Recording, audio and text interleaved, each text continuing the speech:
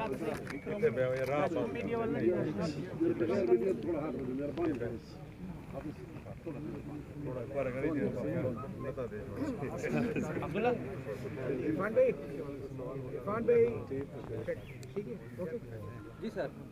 اللہ بسم اللہ الرحمن الرحیم نحمده ونصلی علی رسوله الکریم.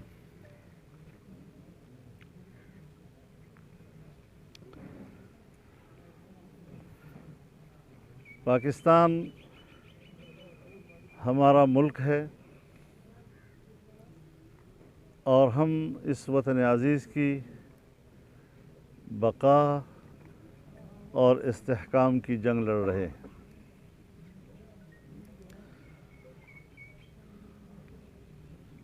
اس وقت پاکستان کو معاشی اور سیاسی استحکام کی ضرورت ہے اور اس کے لیے ہم کسی قسم کی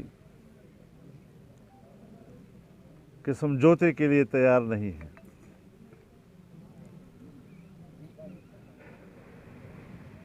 جو لوگ ملک میں سیاسی طور پر عدم استحکام پیدا کر رہے ہیں،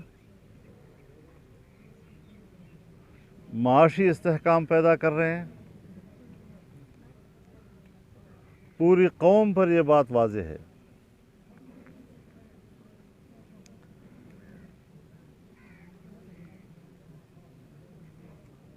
کہ 2017 سے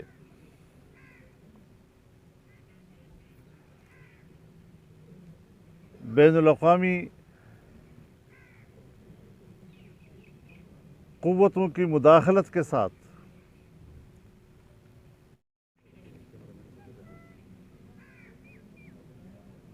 دو ہزار 18 میں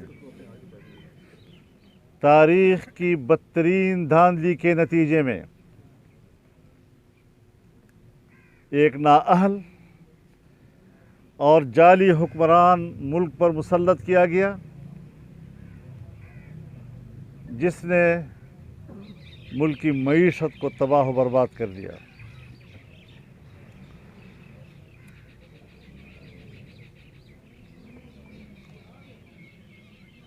IMF کے ساتھ ایسے معاہدات کیے کہ جن معاہدات کے نتیجے میں پاکستان کو ایک بین الاقوامی مالیاتی ادارے کے نام گروی رکھ دیا گیا.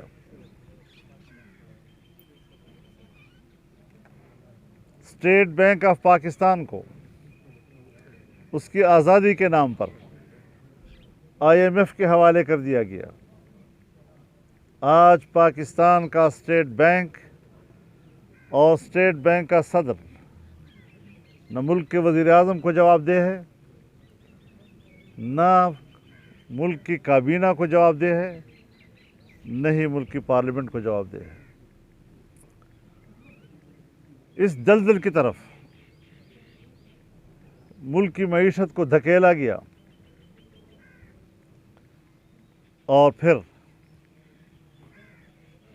جب پاکستان معیشت کے ایک نئے دور کا آغاز کر رہا تھا اور اس کا خشت اول رکھ رہا تھا اور چین کا صدر پاکستان آ رہا تھا، اس موقع پر دھرنے دیے گئے اور کوشش کی گئی کہ چین جیسا پاکستان کا دوست وہ پاکستان میں سرمایہ کاری نہ کر سکے. لیکن اس کوشش کو ناکام بنایا گیا. سیاسی حکمت عملی کے ساتھ، قومی یکجہتی کے ساتھ ملک کو بچایا گیا. لیکن جب الیکشن ہوئے اور ایک سلیکٹڈ بلکہ امپورٹڈ حکومت پاکستان میں قائم ہوئی تو اس نے تمام میگا پروجیکٹس فریز کر دیے. بین الاقوامی سرمایہ کاری کو منجمد کر دیا گیا، اور جب تک ان کی حکومت رہی 3.5 پونے 4 سال تک پاکستان میں تمام بڑے منصوبے وہ روک دیے گئے، منجمد کر دیے گئے، ترقی کا کام رک گیا، پاکستان پیچھے کی طرف جانے لگ گیا۔ آج پھر وہ ایسے وقت پہ، جبکہ چند روز پہلے پاکستان اور چائنا کے درمیان وزارتی سطح پر ایک اجلاس ہوا، جس میں اگلے سال کے لیے سرمایہ کاری اور اس سے متعلق منصوبوں کا تعین کیا جانا تھا، عین اسی روز اسلام آباد کی طرف مارچ کرنے کا اعلان کر دیا گیا۔ اب ظاہر ہے کہ سرمایہ کاری کے لیے باہمی اعتماد اولین چیز ہوتی ہے۔ کوشش کی گئی کہ چین کے اعتماد کو متاثر کیا جائے۔ آج جب پاکستان کا وزیر اعظم چائنا کے سفر پہ چلا گیا ہے اور وہاں چینی حکومت سے پاکستان کے اندر سرمایہ کاری پہ بات چیت کر رہا ہے، اس موقع پر وہ اسلام آباد میں داخل ہونے کی بات کر رہے ہیں، مسلح طور پر داخل ہونے کی بات کر رہے ہیں۔ ان کے وزراء ایسی گفتگو کر رہے ہیں جیسے کہ پی ٹی آئی کوئی دہشت گرد تنظیم ہو جو سیاست اور دلیل پر یقین نہیں رکھتی، اسلحے کے استعمال پہ یقین رکھتی ہے اور اسلام آباد میں داخل ہو رہی ہے، میل کرنا چاہتی ہے۔ اور میں آج کی اس پریس کانفرنس سے اپنی حکومت کو پیغام دینا چاہتا ہوں، اپنے ملک کے وزیر اعظم کو پیغام دینا چاہتا ہوں کہ ہم نے کوئی فیس سیونگ نہیں دینی، کسی قسم کی کوئی مفاہمت نہیں کرنی۔ پاکستان کی عزت، پاکستان کے ناموس، پاکستان کے احترام، اس پر کوئی سمجھوتا نہیں کیا جائے گا، اور کوئی اجازت نہیں ہوگی کہ میری حکومت کسی طرح کسی سطح پر ان سے یا مذاکرات کرے یا ان کو کوئی ریلیف دے یا ان کو کوئی فیس سیونگ دے۔ ان کا جو لانگ مارچ ہے وہ ٹھس ہو چکا ہے، اب اس کی کوئی حیثیت نہیں ہے۔ وہ 2000 سے زیادہ لوگ اکٹھے نہیں کر پا رہے ہیں، آ نہیں سکتے، اسلام آباد میں آنے کے لیے تاریخ پہ تاریخیں دے رہے ہیں، اور پتہ نہیں کب اسلام آباد تک پہنچنے کی بات کریں گے۔ میرا خیال یہ ہے کہ یہ راستے سے واپس ہو جائیں گے، یہ اسلام آباد تک آنے کے متحمل نہیں ہیں۔ ہاں، اسلحہ پہنچا رہے ہیں تاکہ وہاں پر کچھ لاشیں گریں اور پھر ان لاشوں کے اوپر وہ سیاست کرے۔ یہ ہے سیاست، یہ ہے جمہوریت۔ اور اس حوالے سے ہم بالکل واضح ہیں کہ اس دھرنے کو، اس لانگ مارچ کو رانگ مارچ اور ملک کے حوالے سے اب کچھ چیزیں ہیں جو ہمیں اس حوالے سے بھی دیکھنا پڑے گا۔ بنیادی چیز یہ ہے کہ سیاسی استحکام جمہوری نظام میں یہ ناگزیر امر ہے۔ سیاسی استحکام ہوگا تو معاشی استحکام آئے گا، اور اس کے بعد آئین اور قانون کی بالادستی۔ ہم آئین و قانون کے حوالے سے بھی اپنے تحفظات واضح کر دینا چاہتے ہیں۔ الیکشن کمیشن ہو، وہاں بھی تو جج لوگ بیٹھے ہیں، جج صاحبان بیٹھے ہیں، آئین و قانون کے ماہرین بیٹھے ہوئے ہیں۔ وہ آئین و قانون کی روشنی میں ایک فیصلہ کرتے ہیں۔ وہی کیس جب عدالت میں جاتا ہے تو وہاں دوسرا فیصلہ آ جاتا ہے۔ عدالت اسی قانون کے تحت ایک طرح کا فیصلہ دیتا ہے، پھر ایک زمانہ گزر جاتا ہے، پھر دوسرا فیصلہ۔ عدالت کی طرف سے جو کنفیوژن پیدا کی جا رہی ہے، اس سے عوام کا اعتماد عدلیہ پر ختم ہو جائے گا، اور پھر عدلیہ اس اعتماد کو بحال کرنے میں انتہائی مشکل محسوس کرے گی۔ इस बारे में आईन और कानून की बालादस्ती और हक़ाइक़ तक पहुँचने, अगर इसमें भी हम रियायतें करें, और हम जानते हैं कि इस वक्त इदारों के अंदर कुछ लोग क्यों लॉयल बन गए हैं। लाडलापन की सियासत ख़त्म होनी चाहिए, चाहे फ़ौज में हो, चाहे अदलिया में हो, चाहे इलेक्शन कमीशन में हो। आईन और कानून की बालादस्ती होनी चाहिए।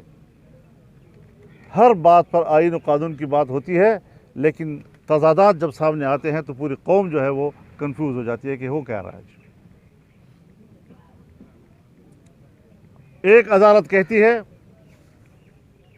कि वज़ीर-ए-आज़म कौन होता है कि हरम नबवी की तौहीन करने वालों को माफ़ करता है,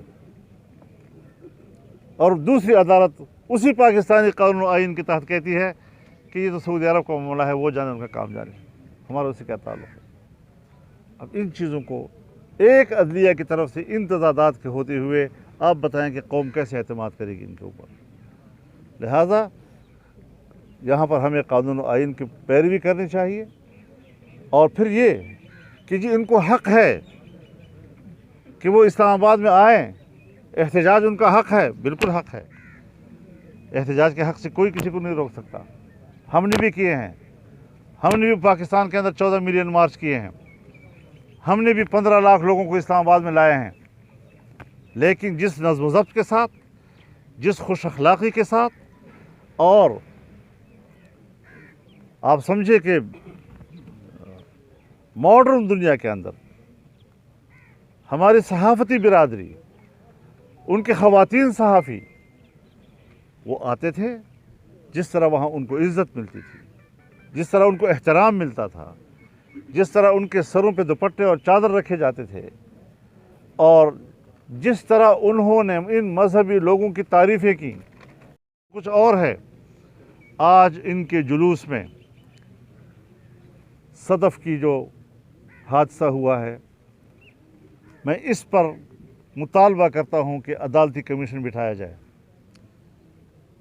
यह हादसाती तौर पर किसी के धक्कम पेल से गिरी है या किसी हरासमेंट की बुनियाद पर गिरी है, और फिर जब एक वज़ीर सूबाई फौरी तौर पर उसके खावंद को लेकर थाने में ले जाता है और वहाँ उसे अंगूठे लगवाता है और दस्तखत लेता है, तो फिर और भी मामला मशकूक हो जाता है। इसलिए अदालती तहकीकाती कमीशन होना चाहिए। और यही बात मैं अरशद शरीफ के बारे में भी कहना चाहता हूँ।